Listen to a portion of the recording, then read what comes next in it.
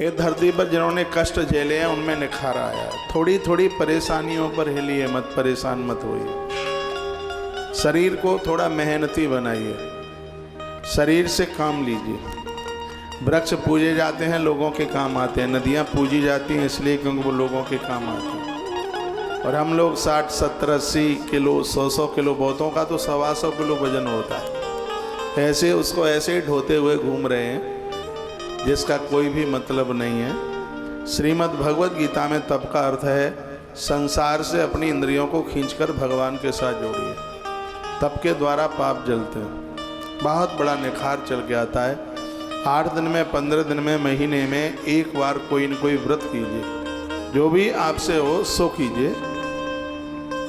तो व्रत से नित्य के अपराध समाप्त होते हैं जो अनजान में हुए हैं। जप करने का अभ्यास डालिए, जप के बिना बिल्कुल मत रहिए। भोर में थोड़ा सा इतना समय से जागिए कि आपके पूजा पाठ करने से आपके दिन के कार्यों का सिस्टम गड़बड़ ना हो। लेट जगोगे तो पूजा ही में बैठे रहोगे तो दिन भर के काम कैसे करोगे। इसलिए थोड़ा सा जल्दी जागिए। एक सुरक्षित और स्वस्थ जीवन जीना चाहते हो तो ये आदत डालिए, भोर में थोड़ा जल्दी जागिए। 3 बजे पंखा बंद कर दीजिए, कूलर बंद कर दीजिए, तो 5 बजे के बाद तुम सो ही नहीं पाओगे। गर्मी लगेगी, मच्छर काटेंगे, खड़े हो जाओगे। किसी न किसी प्रकार से भोर में जल्दी से जागने की आदत डालिए। मैं उस महापुरुष की बात कर रहा हूँ, गंगा माँ के प्रति उसकी भारी श्रद्धा है और थोड़े ही समय में ये एक बहुत बड़ा धनुर्धर बन गया। उन्हीं दिनों में इन्होंने अपने कानों से सुना कि भगवान परशुराम बहुत बड़ा दान कर रहे हैं। वो भूमि का दान कर रहे हैं, वस्तुओं का दान कर रहे हैं। क्यों नहीं उनके पास पहुंच करके मैं भी उनसे कुछ प्राप्त कर लूं। ये सब कथा पहली बार आप सुनेंगे, सुनिए। तो भरद्वाज पुत्र गुरु द्रोणाचार्य भगवान परशुराम जी के पास में पहुंचे, चरणों में वंदन प्रणाम किया और कहा कि हे गुरुवर, मैं आपसे कुछ मांगने के लिए आया हूँ, आप बताइए। तो भगवान परशुराम ने कहा कि हिरण्यम मम यस्वास्तम वसु किंचिदस्थितम। परशुराम जी बोले, तपोधन, मेरे पास यहाँ जो भी कुछ सोना, जमीन, जो भी कुछ था वो सब मैंने बांट दिया। धरती मैंने महात्मा कश्यप को दे दी, लोग मुझसे लेकर के चले गए। अब मेरे पास 2 ही चीज़ें रह गई हैं। अब देख लो, तुम चुनाव कर लो कि दोनों ही चाहते हो कि दोनों में से एक चाहते हो। द्रोणाचार्य जी ने कहा, गुरुदेव क्या है आपके पास? दोनों ने कहा, एक मेरे पास प्राण है मेरे, और एक मेरे पास मेरे धनुष बाण है, मेरे पास आयुध है, मेरे पास ब्रह्मास्त्र है। अब तुम देख लो, तुम दोनों में से कौन सा चुनाव करते हो। तो द्रोणाचार्य ने कहा, हे गुरुवर, मुझे प्राण नहीं चाहिए, मुझे आपके ब्रह्मास्त्र चाहिए, आयुध चाहिए।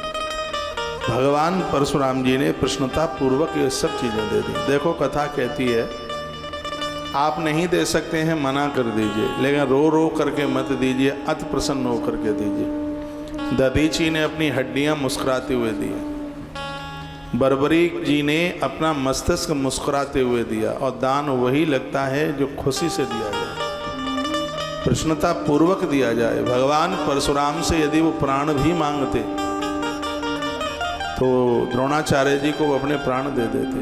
दानी का तो नाम हमेशा से हुआ है, देने वाला तो देवता होता है। इस प्रकृति से लेने की कम कोशिश कीजिए, कम से कम लीजिए प्रकृति से, क्योंकि ज़्यादा इस प्रकृति से ले लोगे तो ज़्यादा मेहनत करनी पड़ेगी चुकाने के लिए। कम से कम लो इस प्रकृति से।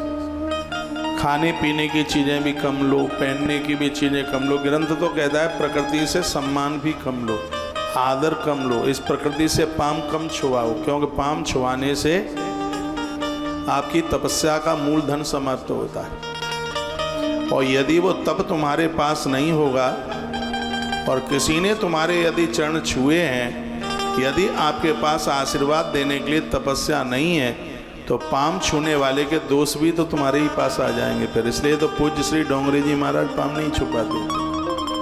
वो किसी से चरण नहीं छुपाते। चरण छुपाने के लिए तो तप भी तो चाहिए, भजन भी तो चाहिए। भजन हो नहीं पाता, दुनियादारी में भटके हुए हैं। सब काम करने को टाइम है, अखबार पढ़ने को टाइम, मोबाइल चलाने को टाइम है, समय, दुनिया से बतकई करने के लिए समय है, लेकिन माला घुमाने के लिए समय ही नहीं है उनके पास। मुझे इस समय टेलीविज़न के माध्यम से कई लाखों लोग सुन पा रहे हैं।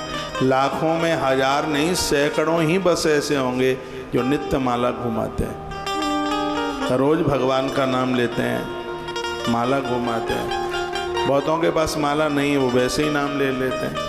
चलो फिर भी ठीक है, कैसे भी ले भी तो आप लेते हैं, लेकिन बिना माला के भगवान का नाम और माला से भगवान का नाम, जितना अंतर 1 रुपये 1 करोड़ में होता है, उतना ही अंतर माला और बिना माला के उतना ही अंतर होता है।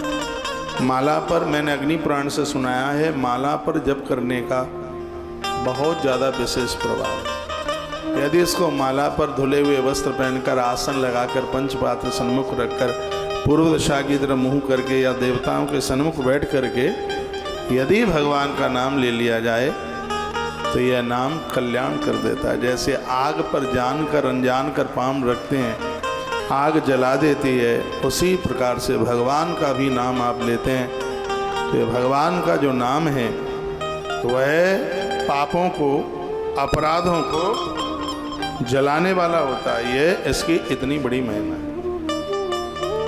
तो इसलिए नित्य भगवद नाम, भगवान का नाम लीजिए।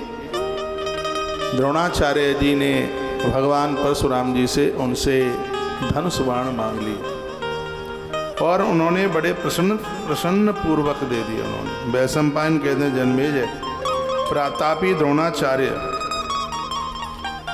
वो धनुष बाण लेकर के आज उन्हें अपने मित्र की याद आ गई, अपने मित्र को याद किया। याद इसलिए किया कि उन्हीं दिनों में कृपाचार्य जी ने अपनी बहन का, अपनी भगनी का विवाह द्रोणाचार्य जी के साथ कर दिया, जो सरकंडों के बीच में पैदा हुई थी महात्मा शरद्वान से। एक बेटा एक बेटी, तो बेटी का नाम कृपी रखा गया था।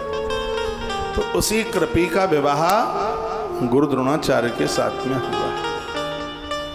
समय आने पर इन दोनों के माध्यम से एक संतान ने जन्म लिया और जन्म लेते ही उस बालक ने घोड़े की हिनहिनाहट की आवाज करी। तीनों लोग कांप गए जब उसने उच्चस्रवा घोड़े की आवाज में उसने हिनहिनाहट करी। दुर्योधन ने जन्म लिया तो उसने तो खर की आवाज करी, जैसे गधार होता है उसके मुख से ऐसे आवाज आई। विदुर जी ने तो कहा था इसको त्याग दो, नहीं तो पूरा हस्तिनापुर तबाह हो जाएगा इसके द्वारा। लेकिन गुरु द्रोणाचार्य के यहाँ पर जब यह बालक जब यह पैदा हुआ तो इसने हिनहिनाहट की आवाज करी, अश्व की आवाज में यह बोला। 3 लोग कांप गए इसके द्वारा, इतनी जोर से इसकी वह आवाज निकली और ऋषियों ने उसी हिसाब से इसका नाम संस्कार किया। कहा कि अश्व की आवाज जन्म के समय जिसके मुख से निकली है और सबने घोड़े की आवाज इसके मुख से सुनी है, इसलिए इसका नाम अश्वत्थामा होना चाहिए। इसलिए उसका नाम अश्वत्थामा। दूसरा, यह अपना घोड़ा हमेशा पीपल के पेड़ से बांधता था। अश्वत्थ कहते हैं ना पीपल को। जब भी इसको थकान होती थी तो यह अपने उस परिश्रम से विश्रांति के लिए पीपल के पेड़ के नीचे बैठता था, इसलिए भी इसका नाम अश्वत्थामा हुआ। लेकिन श्री महाभारत में तो स्पष्ट वर्णन है, ये बताया गया है कि जब इसका जन्म हुआ था तो घोड़े की तरह से इसने हिनहिनाहट की थी, इसलिए ऋषियों ने इसका नाम अश्वत्थामा रख दिया। बड़ा मेधावी था, भगवान शंकर का वरदानी था, भगवान शिव का अवतारी है। शिव महापुराण में 112 अवतार भगवान शंकर जी के जो कहे हैं, उन 112 अवतारों में अश्वत्थामा का नाम है। अश्वत्थामा बलिर्व्यासो हनुमांश विभीषण कृपा परशुराम सप्तेता चिरंजीवना। आप घोड़े का दर्शन कर लेते हैं, घोड़े को आप स्पर्श कर लेते हैं, घोड़े के पाँव में दिया जला करके रखा जाता है विजयादशमी के दिन। इससे आयु बढ़ जाती है, उम्र बढ़ जाती है। घोड़े को स्पर्श करने से रोग दूर भागते हैं, क्योंकि देवताओं के डॉक्टर वैद्य कौन है? अश्वनी कुमार। और अश्वनी कुमार अश्व से ही पैदा हुए हैं। और इस बच्चे ने भी जब जन्म लिया तो घोड़े की आवाज़ इसके मुख से निकली, नाम अश्वत्थामा हुआ।